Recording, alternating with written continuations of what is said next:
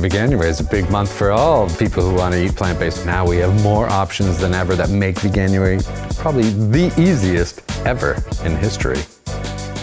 It is like a prompt for a lot of people to give veganism a go, so it's a good starting point for a lot of people.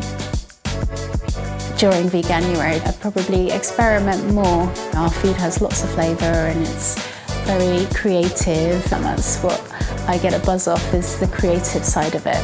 Selfishly, I just wanted to eat fried chicken. There wasn't any alternatives around, so I started testing it out at home.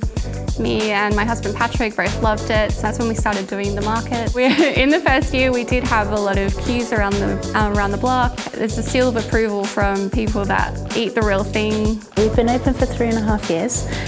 We've been serving 100% vegan food. It's mainly Persian inspired or Middle Eastern inspired. It's the food my mum cooked, it's the food we all ate together. It's just nice using those flavours in other things. As a chef, we have the power of what we decide to cook and feed people. We have that ability to contribute so much love and kindness through the food that we make. And it can be delicious, it can be sexy, it can be amazing food, and it's without using animals.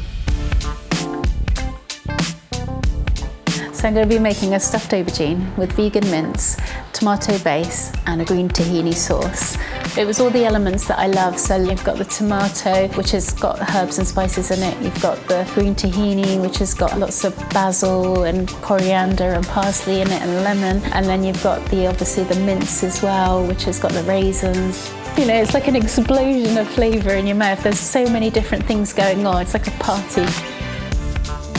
I'm gonna make an amazing chicken style soup, but using those king oyster mushrooms. Always excited to be using mushrooms. This recipe is amazing for the family. Who doesn't love chicken noodle soup? You can use regular mushrooms, you could buy some of the plant-based chicken products, and then I'm also gonna use our Wicked Kitchen nutritional yeast. This will last a few days in a fridge, and it's great to freeze so you can pull it out when you actually need it. Today I'm going to make some Aussie-style mini party pies, a tinier version of the standard Aussie meat pie. I'm going to be using soy mince, and instead of beef stock, I'm going to be using some other flavourings, including Marmite and gravy powder. They're very simple to whip up. They taste the best with cold ketchup. This recipe is sneakily vegan, and no one will know the difference. Every little bit helps, you know, the fact that we absolutely don't use any products that's harming the planet. Initially I did it for the animal aspect. The environmental impact and the health benefits kind of just came after. We can all contribute to doing much better for the planet, much better for ourselves. We know that we're doing our bit, making a bit of a difference, and the more people that do that, the better.